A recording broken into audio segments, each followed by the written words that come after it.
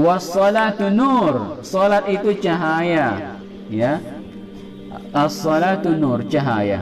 Makanya perlu kita pahami bahwa salat ini menjadi ibadah yang sangat penting, bahkan menjadi bagian yang terpenting. Karena dia menjadi apa? Ini kita paham bahwa di dalam hadis yang pernah kita bahas itu, salah satu tiang yang tidak boleh roboh itu salat. Kalau kemudian salat roboh ini, maka para ulama kemudian berdebat tentang apa? Keislamannya. Kalau yang lain enggak. Tapi kalau salat ini kemudian roboh, kemudian Islam orang diperdebatkan. Kalau puasa gitu enggak ada perdebatan, ya. Tapi kalau kemudian salat yang ditinggalkan, itu berdebat para ulama.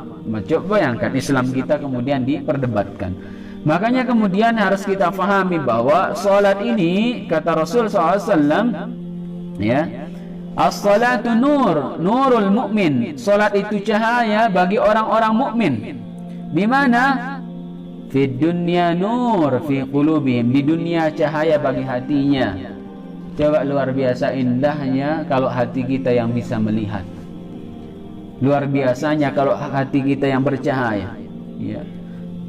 Di dunia menjadi cahaya, di alam kubur kita menjadi cahaya, ketika dibangkitkan menjadi cahaya salat itu. Makanya yang perlu kemudian kita pahami, semua muslim mayoritas salat. Tetapi Allah juga bilang bahwa ada orang salat muslim tapi harus masuk neraka. Bayangkan dan kita hafal ayatnya. Ada yang salat masuk surga Firdaus, ada yang salat masuk neraka Jahannam. Itu bukan bertentangan tapi benar adanya. Berarti yang perlu kita perhatikan diantaranya adalah apa?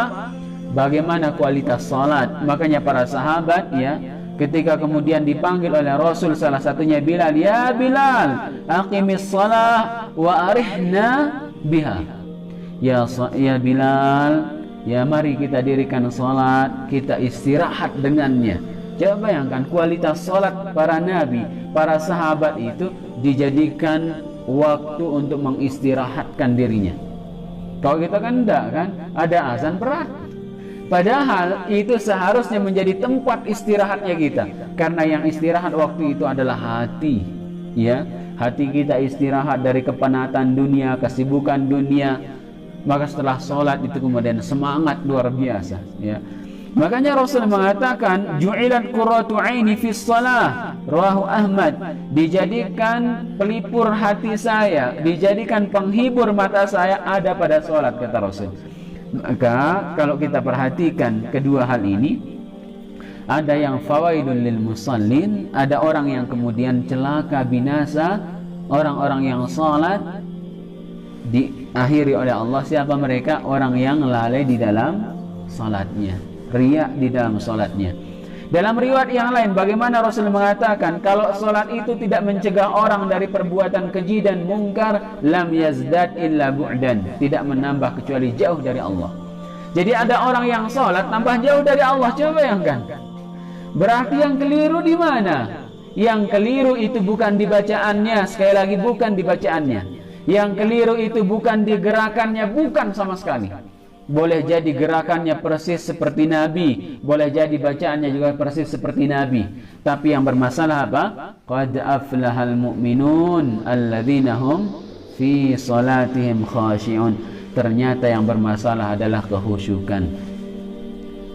Maka yang bermasalah itu khusyuk. Maka sering saya katakan bahwa belajar salat itu cepat bacaannya, seminggu sudah selesai.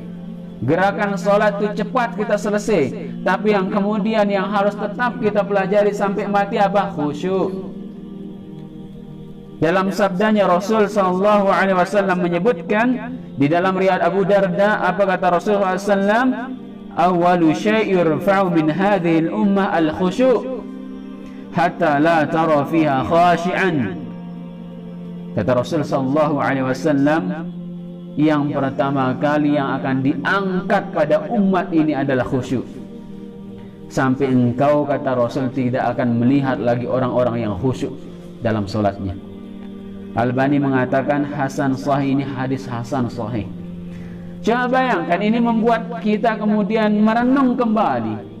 Apakah kemudian kita termasuk orang-orang yang masuk masjid kemudian yang tidak khusyuk sama sekali? Setelah perkataan para Nabi Muhammad SAW, tentunya kita lihat perkataan para sahabat. Apa kata sahabat tentang hadis ini? Salah satunya adalah Ubadah bin Samit. Dia mengatakan begini, "Lau hadithannak bi awali ilmin yurfa'u minan nas." Saya akan beritahu kalian, kata Ubadah, sahabat Nabi, ilmu yang pertama kali diangkat di tengah-tengah kalian, wahai manusia. Kemudian Ubadah mengatakan, apa itu al-khusyuk? Khusyuk. Yushiku an tadkhula masjida jama'ah fala tara fiha rajulan khashi'an. Sampai dia mengatakan yang membuat kita benar-benar bermikir kembali, benar-benar kemudian merenung kembali. Ubadah mengatakan, sampai kamu melihat banyak sekali orang-orang masuk masjid berjamaah, tapi satu pun kamu lihat tidak ada yang khusyuk. Bayangkan. Ini menunjukkan bagaimana ya kita harus benar-benar faham ya bahwa khusyuk itu menjadi barometer terpenting di dalam sholat kita. Coba bayangkan, ada yang celaka dalam sholatnya gara-gara cuman khusyuk tidak ada. Ada yang masuk surga Firdaus karena apa? Terselip kekhusyukan di dalam hatinya. Coba bayangkan kata Allah Subhanahu wa taala dalam Al-Qur'an di surah Al-Hadid ya ayat 16. Alam ya'ni lil ladzina amanu an takhsha'a qulubuhum bi dzikrillah wa ma nazala minal haqq. Allah bertanya, kapankah waktunya, kata Allah, kalian tuh khusyuk berzikir kepada Allah. Kalau zikir berarti sama dengan solat. Karena apa? Kata Allah, aqimis solata li dzikri, dirikan solat untuk mengingat saya, kata Allah. Berarti Allah ingin mengatakan kapan waktunya kalian tuh khusyuk kalau solat. Wa ma nazala minal haq, yang kedua, kapan waktunya kalian itu bermesraan dengan Al-Quran, kemudian kapan waktunya kalian khusyuk dengan Al-Quran. Allah bertanya kapan kira-kira? Bayangkan, tidakkah datang waktunya, kata Allah. Maka